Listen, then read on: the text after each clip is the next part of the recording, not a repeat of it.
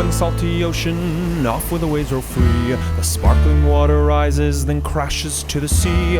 Out amongst the breakers, you'll have no need to fear. It's true, it's the blue frontier. Welcome to the latest episode of Rising Tide, the Ocean Podcast. This is David Helvarg, and my co-host is still, luckily, Vicki Nichols-Goldstein. Hello, everyone. Today, we're honored to be talking with Margaret Leinen, director of the Scripps Institution of Oceanography at UC San Diego, one of the world's leading centers for the study of the ocean, climate, biology, and our changing environment since its founding in 1903. Dr. Leinen's previously worked at the National Science Foundation as U.S. envoy on ocean science, as president of the American Geophysical Union, and has won many awards and honors. At Scripps for the last 10 years, she's overseen more than $250 million research budget, a fleet of seagoing vessels, hundreds of faculty and graduate students studying on a beautiful waterfront campus in La Jolla, California. Scripps even owns its own aquarium. So, Margaret, before we get into what you and Scripps do, maybe you can tell us how and when you first connected with the ocean. Well, thanks, David. And it's wonderful to join you. I look forward to talking with you.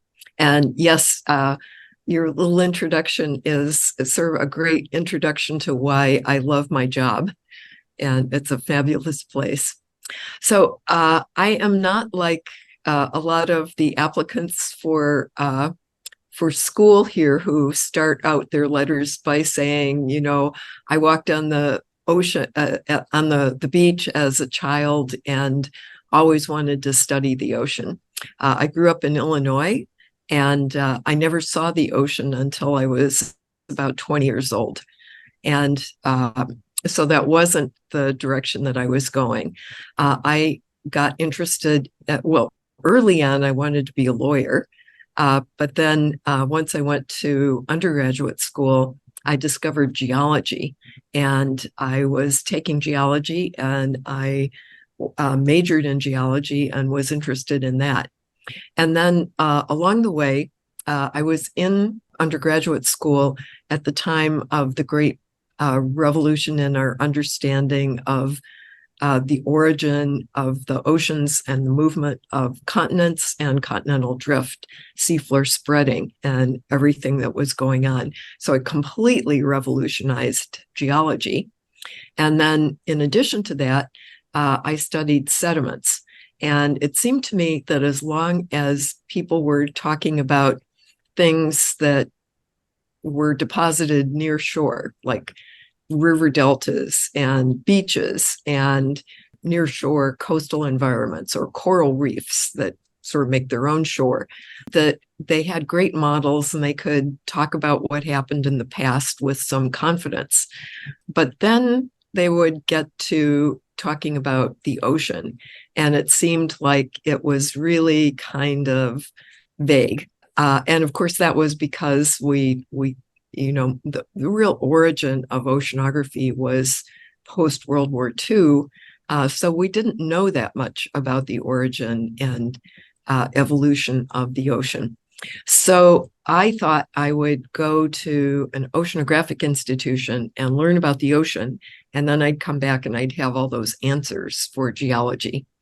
But I went off to Oregon State for graduate school and fell in love with oceanography and never went back.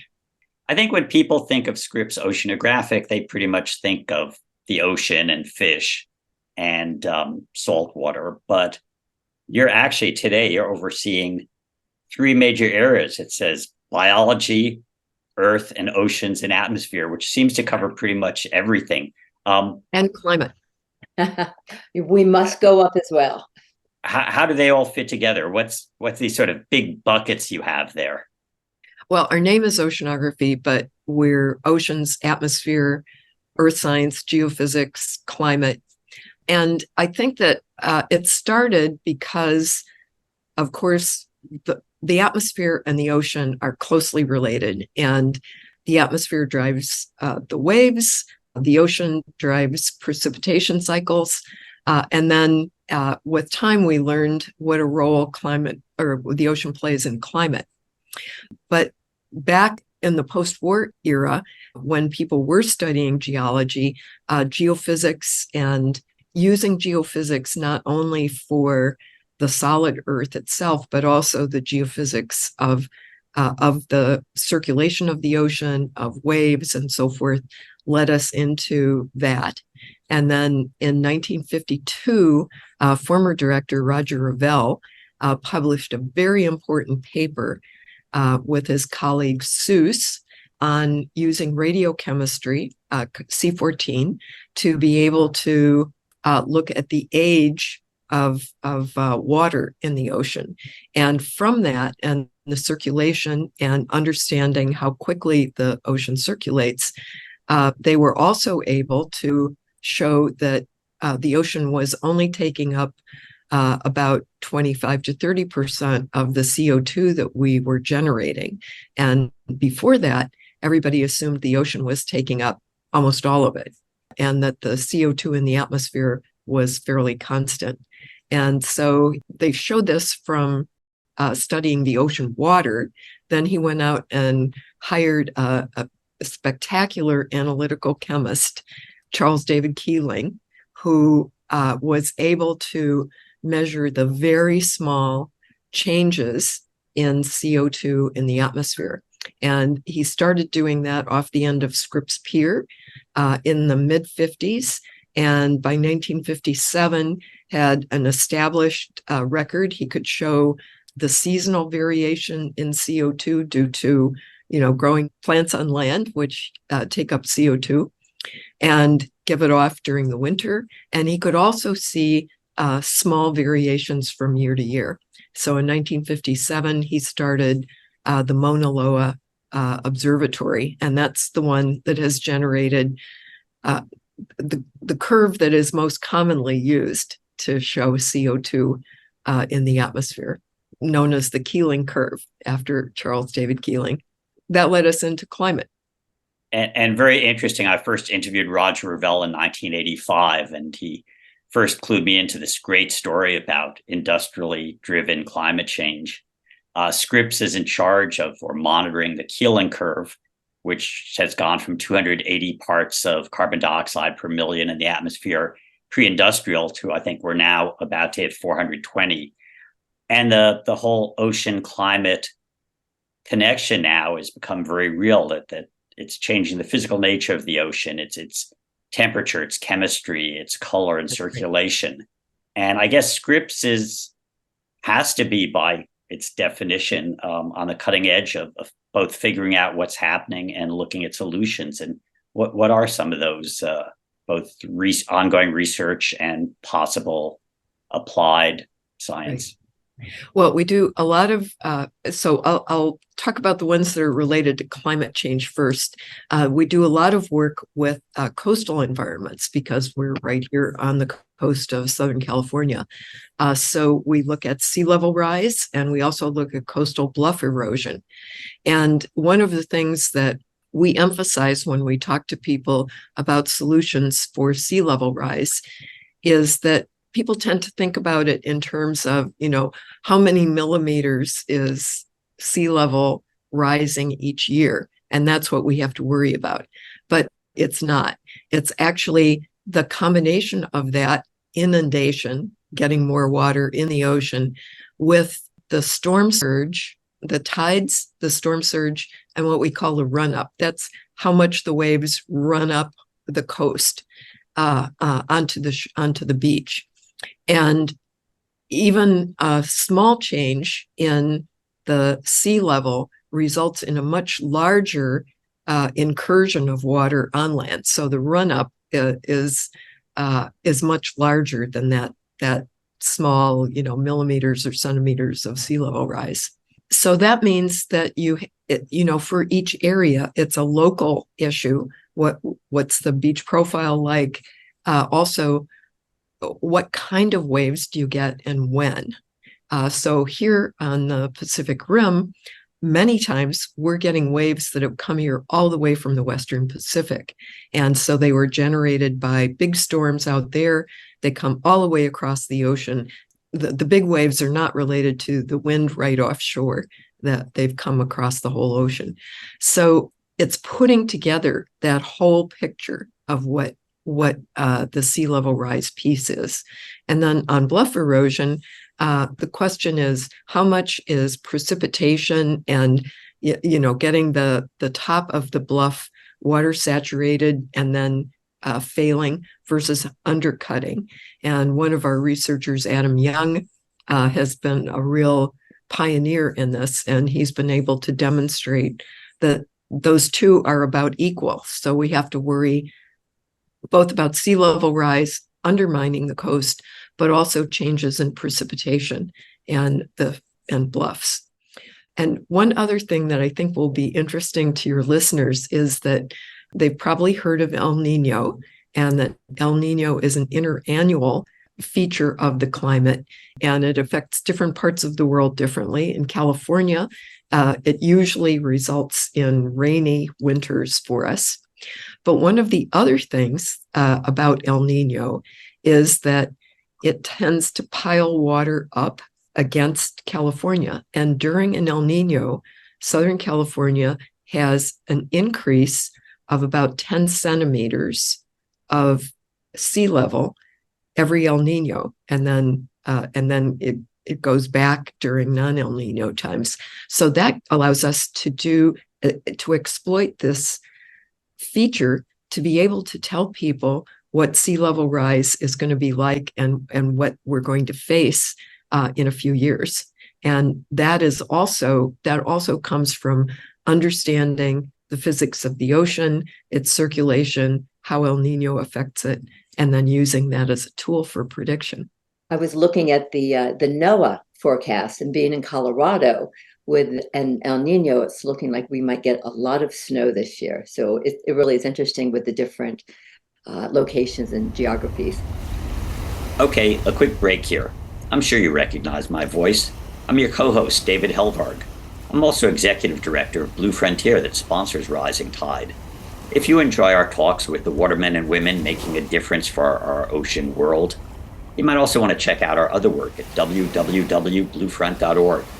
There you'll find links to many other projects, including our Blue Movement directory of over 1,200 ocean activist organizations, many near you. Again, check us out at bluefront.org. And if you enjoy Rising Tide, the Ocean podcast, spread the word to friends and families from sea to shining sea. And now, back to the show. So first, there are the changes that the ocean will cause to climate on land, like changes in precipitation. There are also the changes that are going on in the ocean. So as David alluded to in the introduction, the ocean is changing in terms of its chemistry. It's becoming more acidic, and areas of the ocean are also decreasing in oxygen. We call it deoxygenation. So those two are affecting marine life. And so in order to take stock, we also have to be able to understand, measure that deoxygenation, acidification, and be able to predict what the impact is going to be able to measure what the impact is going to be. Coral reefs, it's easier to see because corals undergo bleaching.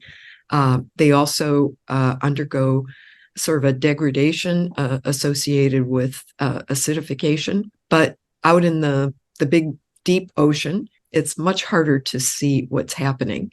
And we need the kinds of observations that help us understand not just the fish that we like to eat and what's happening with them, but the whole ecosystem and even the microscopic organisms that are responsible for the basic productivity of the ocean. And of course, in 2021, we began the UN Decade of Ocean Science for Sustainable Development. And that effort has also brought together even more oceanographic institutions and marine labs from around the world. And it's also connected them with other groups that are important, with the business community that works on the ocean or that uses the ocean, with various economics and social science groups who are really the experts in how people will respond to efforts to remove pollution from the ocean, get rid of plastics, take care of coral reefs, and so forth. So this is a major effort, and there are just literally thousands and thousands of scientists and social scientists from around the world that are engaged in work associated with the UN decade. More locally, we're asked all the time about how is climate change going to affect water availability in California? How is it going to affect heat, drought, etc.? So there's a lot of advising on the science. You've been a director for 10 years, and you're the first woman director. And just listening to you and doing research more about the recent history and all of the partnerships and the amazing international work that you're doing, I'm wondering about your leadership style and being the first woman. How do you think that has contributed to the growth and the success at Scripps during your time as the director? I don't know whether it has contributed to the growth or if I would say success directly. I think that when I started out in my career at a time when there were very few women in oceanography, and it was very unusual for women to go to sea, and those were challenging times.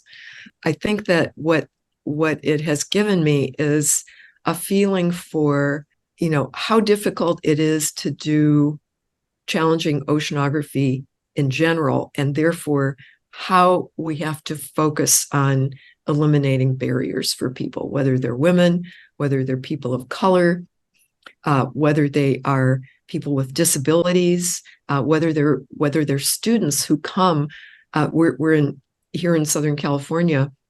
We have a large undergraduate program, and about 35% of our undergraduates are Latinx.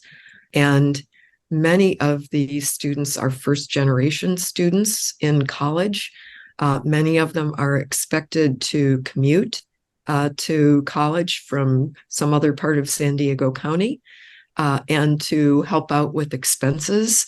They may have worked the entire time that they were in high school, and everybody's assuming they'll continue to bring in money when they're in college. And, having those other pressures on you to be able to take care of your family, to be a wage earner, to not have anybody in the family that you can go to and say, was it this hard for you? Is this because I'm not smart enough to be here? I should really give up. And they don't have somebody to say, oh no, everybody struggles and it's hard for everybody. It's just, it's meant to challenge you and to give you big challenges. If you have no one to say that to you, it's so easy to say, oh, it's me. So I have a friend at NOAA who says when she was a graduate student at Scripps in the 70s, they told her to stay on the deck of the research vessel because, women were bad luck below decks. So things have changed, but people still. And I had the opposite problem. They wanted me off the deck. One of my very first cruises, I was out in the Atlantic, and Kathy Sullivan, the astronaut, the former administrator of NOAA, was also a graduate student on the same cruise. And we were responsible we had come on board, me to take samples of sediments, Kathy to take samples of rocks. And the first time we went out, when we came on station and we were going to go out to do this, the bosun, who is the person in charge of everything that goes over the side, drew a line on the fantail, the deck, the back deck, just a couple feet behind the door that went from the inside of the ship onto the deck. And he said, no women aft of this line. You're a distraction and somebody could get hurt. So we weren't allowed to deploy the gear that we'd come to deploy. Wow. So we've had some forms of progress. Today, you're in charge of a academic fleet that includes the Roger Revelle and the Sally Ride. And where do they deploy? What's your fleet doing on any given day? We also have a coastal research vessel, the Sproul, And most people think that academic oceanographic research vessels just take the people from their own institution out, and they go out and they come back to port, and they go out and they come back to port. Actually, we're operated as a fleet nationally, and all of the academic oceanographic research vessels are part of a system that's called the University National Oceanographic Laboratory System, and the laboratories are the ships. And what they do, they perform a remarkable service for us. They coordinate the use of the ships so that the ships operate in the most effective manner, which is to go out from one port to another port to another port and make a big loop. I was here for 4 years before I saw the Ravel dock at Scripps. All of that time, it was out at sea. It even did repairs on dry docks in other countries because that was the most efficient way to run it. So the marvelous thing is, number one, they save everybody a lot of fuel. So we're not just going in and out from home port. Number two, they make these vessels available to anyone in the country. And that's, it's terrific. And so a lot of times, I was, I did part of my career at University of Rhode Island. Although I was on the ship from time to time, I never sailed on the Rhode Island ship. I did my work in the Pacific. So most of the time I was on Scripps ships when I was actively doing research. What are some of the specific programs? I mean, Scripps is covering the poles, it's covering, biology and physical oceanography. What are some of the more interesting studies going on there now that people might not know about?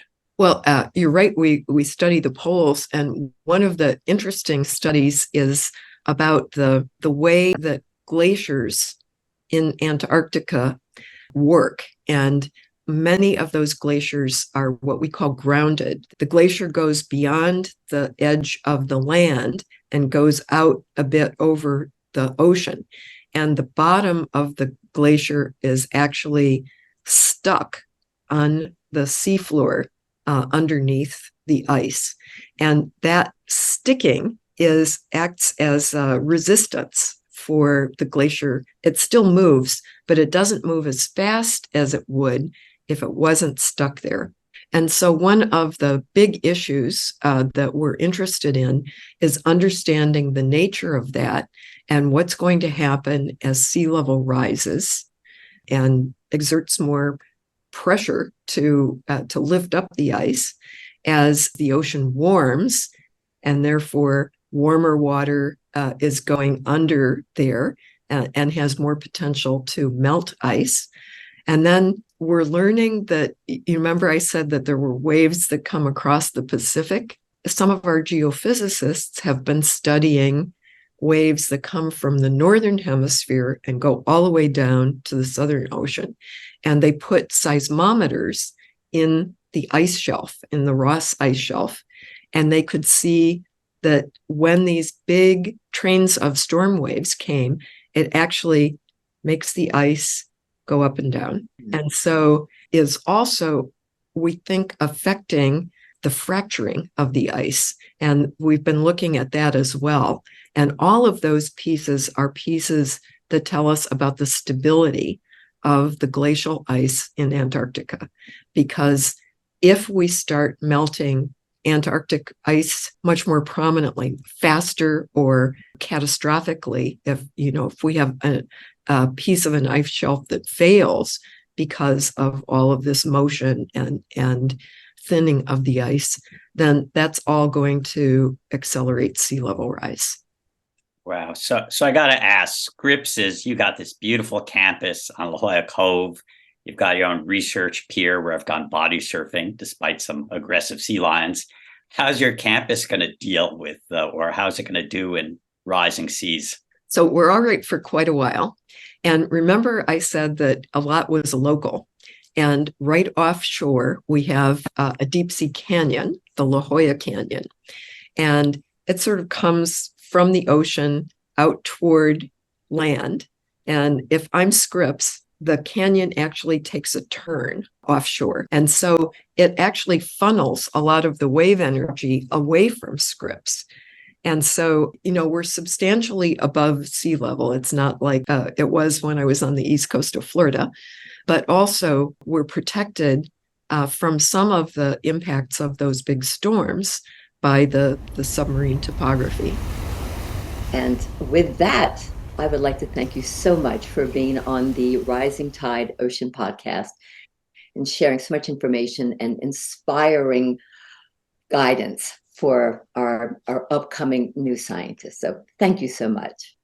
Absolutely. And thank you, Vicki and David, for giving me the chance to talk to you. It was a pleasure. Rising Tide is a production of Blue Frontier, co-hosted by David Helberg and myself, Vicki Nichols-Goldstein, with support from Natasha Benjamin and Ellie Kurla. Rising Tide's editing services and technical support is provided by Studio Cape May. The theme song is written and performed by Ethan Kenbard. You can find Rising Tide, the Ocean Podcast, at bluefront.org or download it from Apple, Google, Spotify, or wherever you get your favorite podcasts. Off in the salty ocean, off where the waves roll free. The sparkling water rises, then crashes to the sea. Out amongst the breakers, you'll have no need to fear. It's true, it's the blue frontier.